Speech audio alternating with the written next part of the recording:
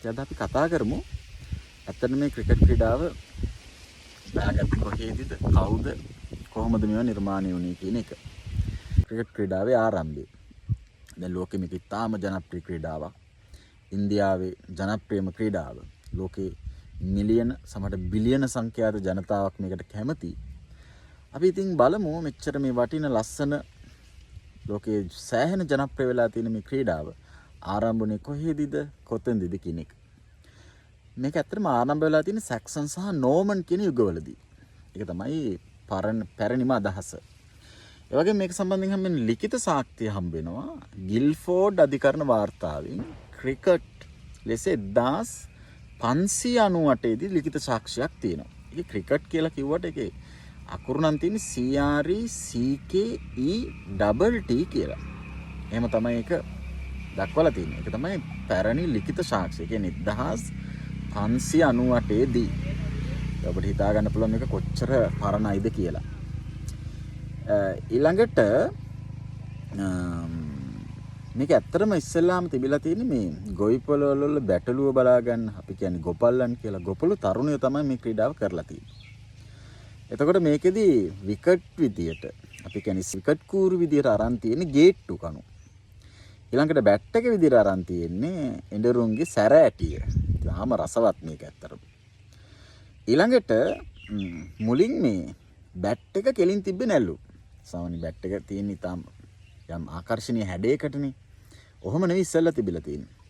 ඒ කියන්නේ හොකී පිට යම් කිසි කර්ව් එකක් සහිතව තමයි බැට් එක තිබිලා තියෙන්නේ ඉස්සර.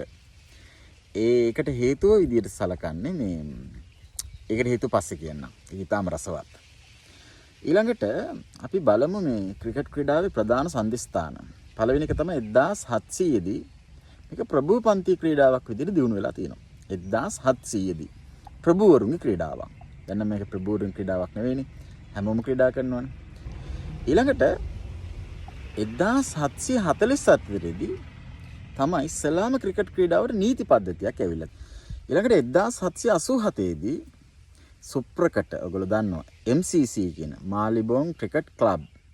මාලිබෝන් ක්‍රිකට් සමාජය කියන්නේ අන්න ඒක නිර්මාණය වෙලා තියෙන්නේ 1787 දී. ඊළඟට 1877 දී තමයි ලෝ ප්‍රථම තරගයේ විදිහට සලකන. ඒක එහෙම නෙවෙයි කියලාත් මම ඔප්පු කරලා පෙන්නන්නම් අද. ඒක එහෙම නෙවෙයි ඇත්තටම.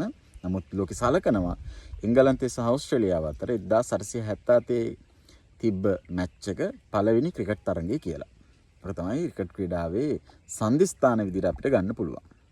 ඊළඟට තාම ආකර්ශනීයයි මේ පන්දු යැවීමේ විලාසයන් කියන එක. මේ පන්දු යැවුවේ කොහොමද කියන එක. පළවෙනි එක තමයි රෝල් කරලා නැත්තම් පෙරලලා තමයි පන්දු එවලා තියෙන්නේ. බිම දිගේ එවලා තියෙන්නේ.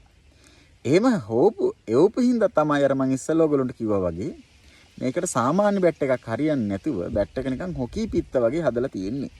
ඒක තමයි අදහස. ඊළඟට ඉස්සෙල්ලාම පන්දු වල තියෙන උරහිස මට්ටමින් හරහට. ඒ කියන්නේ මේ උරහිසෙන් හරහට තමයි පන්දු වල තියෙන්නේ. උරහිසෙන් හරහට. ඊළඟට තමයි උරහිසෙන් කෙලින් යවලා තියෙන්නේ. දැන් වර්තමානයේ පන්දු යවන විදිහට යවලා තියෙන්නේ. ඊළඟට මේ කෙලින් උඩින් මේ දැන් වර්තමානයේ පන්දු යවන විදිහට පන්දු පටන් ගන්න තියෙන්නේ 1864 දී. ඔක තමයි අපිට කියන්න තියෙන කාරණා ටික. ඊළඟට මේ ක්‍රිකට් ක්‍රීඩාවේ වර්ධනය ගැන කතා කරමු. ඇත්තටම ක්‍රිකට් ක්‍රීඩාවේ වර්ධනය ගැන කතා කරනකොට, ව්‍යාප්තිය ගැන කතා කරනකොට ක්‍රිකට් ක්‍රීඩාව ව්‍යාප්ත වෙලා තියෙන ප්‍රධානම හේතුව තමයි ක්‍රිකට් ක්‍රීඩාව එංගලන්ත ජනප්‍රිය වෙලා තිබ්බ නිසා එංගලන්තයේ යටත් විජිත තිබ්බ ලංකාව, ඉන්දියාව, බටහිර ඉන්දිය කොදෙව් වගේ රාජ්‍යයන් වල ක්‍රිකට් ක්‍රීඩාව සෑහෙන වර්ධනය වුණා. ලංකාව ගත්තොත් ලංකාව 1800 දී තමයි ලංකාවට ක්‍රිකට් හඳුන්වලා දීලා තියෙන්නේ. 1800 දී හඳුන්වලා දීලා 1832 දී ප්‍රථම ක්‍රිකට් තරඟය ලංකාවේ පවත්වලා තියෙනවා. ඕක තමයි ක්‍රිකට් ක්‍රීඩාව සම්බන්ධයෙන් කියන්න තියෙන ඉතාම වැදගත් කාරණා ටික. හරි. මෙතනින් පස්සේ තමයි මේ වීඩියෝ එකේ ඉතාම වැදගත් කොටස. අපි බලමු මේකේ මේ රසවත්ම කාරණා මොනවද කියලා. කියන්නේ ක්‍රිකට් ක්‍රීඩාව සම්බන්ධයෙන් රසවත් කතා.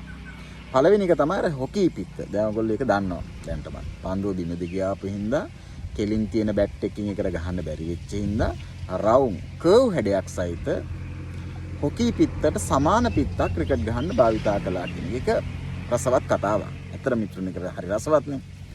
ඊළඟට 1775 දී ලම්පි ස්ටීවන් කියලා පන්දියාවන්නේ පන්දු බෝල් කරලා තිනවා මැච් එකකදී. හැබැයි එයා දාපු පන්දු කීපයක්ම විකට් එකේ වැදිලා නැහැ. මේ වෙලේ තමයි ලෝකෙට ඉස්ලාම් ස්ටම්ප්ස් 3 නැත්නම් විකට් කූරු 3 භාවිතා කරන්න පටන් අරන් තියෙන්නේ. ඒ කියන්නේ මුල් කාලේ තිබිලා තියෙන්නේ ක්‍රිකට් කූරු 2යි. ඒකට දෙක මැදින් බෝලේ සෑහෙන වාර ගණනක් ගිහින් තියෙනවා. ඔහුට ඒ කඩුල දවා ගන්න බැරි වෙලා තියෙනවා. ඒ මොහොතේ තමයි 1775 තමයි ඉස්ලාම් කූරු 3 ස්ටම්ප්ස් 3 නැත්නම් කඩුළු ත්‍රිත්වය කියන එක. ඒ කූරු ත්‍රිත්වය 3ක් භාවිතා කරන්න පටන් අරන් තියෙනවා. ඒ 1775 දී. ඊළඟට 1844 සැප්තැම්බර් මාසෙ තමයි ලෝක ප්‍රථම ක්‍රිකට් තරඟය තිබිලා තියෙන්නේ. දැන් ලෝක ප්‍රථම ක්‍රිකට් තරඟයේ ඉස්සෙල්ලත් මම කිව්වා එංගලන්තේ ඕස්ට්‍රේලියාව අතර කියලා. හැබැයි ජාත්‍යන්තර මට්ටමේ ලෝක ප්‍රථම ටෙස්ට් ක්‍රිකට් තරඟය තිබිලා තියෙන්නේ ලංකාව නෑ. එංගලන්තයයි ඕස්ට්‍රේලියාව අතර නෙවෙයි. කැනඩාවයි USA කියන්නේ United States of America ඇමරිකාවයි අතර. මේක විවාදාපන්න වෙන්න පුළුවන්. නමුත් ඕනෑම කෙනෙකුට සර්ච් කරලා බලන්න පුළුවන්. ඉතිහාසඥයෝ කියනවා මේක තමයි ලෝකේ පළමු රටවල් දෙකක් අතර පැවතිච්ච ජාත්‍යන්තර තරඟය කියලා. ඒතර මේක ආරම්භ වෙලා තියෙන්නේ මේක තියලා තියෙන්නේ 1844 දී. ඒ කියන්නේ ඇමරිකාවයි කැනඩාවයි අතර එංගලන්තේ ඕස්ට්‍රේලියාව අතර තියෙන්නේ නැති වෙන්නේ. එතකොට එහෙනම් මේ ඇමරිකාවේ දැන් ක්‍රිකට් නැත්තේ ඇයි? දියුණු නැත්තේ ඇයි වගේ ප්‍රශ්නයක් තියෙනව නේද? ඇත්තට මේකට උත්තරේ තමයි ඔය සිවිල් යුද්ධ ආරම්භ වෙලා තියෙනවා 1844න් පස්සේ ඒ රටවල් වල සිවිල් යුද්ධ ආරම්භ වෙලා තියෙනවා. සිවිල් යුද්ධවලදී සෙබළුන්ට ක්‍රිකට් ක්‍රීඩාව ප්‍රායෝගිකව කරන්න අමාරු තත්ත්වයක් උදා වෙලා තියෙනවා. එහෙම අමාරු වුණාට පස්සේ ඒගොල්ලෝ බේස්බෝල් වැනි ක්‍රීඩාව ජනප්‍රියත්වයටපත් වුණා කියලා තමයි සාමාන්‍ය පොදු පිළිගැනීම. ඒ වගේම 1844 වෙනකොට ඇමරිකාවේ ක්‍රිකට් සමාජ කීපයකුත් තිබිලා තියෙනවා. ඒක තමයි ඇත්ත කතාව. මම මේකේ එවිඩන්ස් දාන්නම් සෝසස් දාන්නම්. ඔයගොල්ලෝ බලුණා සර්ච් කරලා බලන්න. ලෝකේ පළවෙනි ක්‍රිකට් තරඟය තිබිලා තියෙන්නේ එංගලන්තය ඕස්ට්‍රේලියාව අතර නෙවෙයි. කැනඩාවයි ඇමරිකාවයි අතර. නමුත් පොදු පිළිගැනීම තියෙන්නේ පළමු තරඟය පවත්වන්නේ එංගලන්තය ඕස්ට්‍රේලියාව අතර කියලා. ඊළඟට තමයි රසවත්ම කතාව. අර ඩක් කියන අවස්ථාව ඔයගොල්ලෝ දන්නව නේද? ඩක්. ඒ කියන්නේ ක්‍රීඩකයෙක් බිඳුවට අවුට් වුණාට පස්සේ ඒක ඩක් අවස්ථාවක් විදිහට සලකලා කරනවනේ. ඒ කියන්නේ බිඳුවට දැවී ගියාම ඩක් අවස්ථාවක් විදිහට සලකන ඩක් කියලා. ඩක් කියන්නේ තාරාවනේ. තාරාව සහ බිඳුව අතර සම්බන්ධය මොකද්ද? මෙන්න මෙහෙම වෙලා තියෙනවා. 1864 දී වේල්ස් කුමරු. එයා 7 වෙනි එඩ්වඩ් විදියට පස්සේ රජ වෙලා තිනවා. මෙයා බිඳුවට අවුට් වෙලා තිනවා. මෙයා බිඳුවට අවුට් වෙච්ච අවස්ථාවේදී පත්තර වාර්තාකාරයා, ඒ කියන්නේ නිවුස් රිපෝටර්, ඒක වාර්තා කරලා තින්නේ මේ කුමරු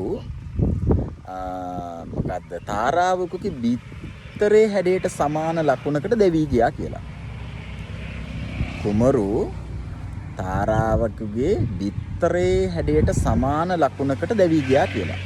එතකොට ලකුණු පූර්වයේ දාලා තිබ්බේ මේ බිඳුවට තාරාවකගේ බිත්තරේ හැඩයලු. එතනින් පස්සේ තමයි ওই ඩක් කියන අවස්ථාව නිර්මාණය වෙලා තියෙන්නේ. ඉතාම රසවත්. ඒක සිද්ධ වෙලා තියෙන්නේ 1866 දී. ඊළඟට තාම වැදගත් දෙයක් තමයි 1979 දී. මේක රසවත්, ඉතාම රසවත් දෙයක්. එතනදී වෙලා තියෙන්නේ මෙන්න මේ ක්‍රීඩකයෙක් ඕස්ට්‍රේලියාවේ ඩෙනිස් ලිලි කියන ක්‍රීඩකයා. ඩෙනිස් ලිලි මේ ක්‍රීඩකයා පන්දුවට පහර දෙන්න ඇවිල්ලා තිබ්බේ ඇත්තටම ඇල්මිනියම් පිත්තක් අරගෙන. ඒ කියන්නේ ඇල්මිනියම් ලෝහයට සමාන පිත්තක් අරන් ඇවිල්ලා තිබුණා පන්දුවට පහර දෙන්න. ඉතින් මේක රසවත් දෙයක්. ඉතින් මේ වෙලේ විරුද්ධ කණ්ඩායමේ ප්‍රතිවාදී කණ්ඩායමේ නායකයා මේකට සම්පූර්ණ විරුද්ධ වෙලා කොහොම හරි වැඩේ කරන්න බැරි වෙලා තිනවා. කොහොම නමුත් අන්න ඒකට විරුද්ධ වෙලා තියෙනවා. ඉතින් මිත්‍රවරුනි, යාළුවනි, ක්‍රිකට් ක්‍රීඩාව අද තාම දියුණු තත්ත්වයක තිබ්බත් මේක තාම ප්‍රාථමික මට්ටමින් දියුණු වෙච්ච එකක් කියලා ඔයගොල්ලෝ හිතන්න පුළුවන් තේරෙනවා. ඒ නිසා යාළුවනි, මේ ක්‍රිකට් ක්‍රීඩාව මේ තත්ත්වයට ඇවිල්ලා තියෙන්නේ තාම ක්‍රමිකව දියුණු වෙච්ච එකක්. ඉතින් කාට හරි මේ පිළිබඳ තොරතුරු හොයන්න ඕන නම් ඕන තරම් එවිඩන්ස් තියෙනවා, සාක්ෂි දෙන්න පුළුවන්. ඒ වගේම මේ තොරතුරු ඔයගොල්ලෝගේ යාළුවොත් එක්ක ෂෙයා කරගන්න, කමෙන්ට් කරන්න, ලයික් කරන්න. ඒ වගේම මම සබ්ස්ක්‍රයිබ් කරලා නැත්නම් සබ්ස්ක්‍රයිබ් කරන්න. ඊළඟ රසවත් වීඩියෝ එකකින් හම්බෙමු. මීටත් වඩා රසවත් මාතෘකාවකින් හමු වෙනතුරු හැමෝටම බයි ගිහින් එන්න.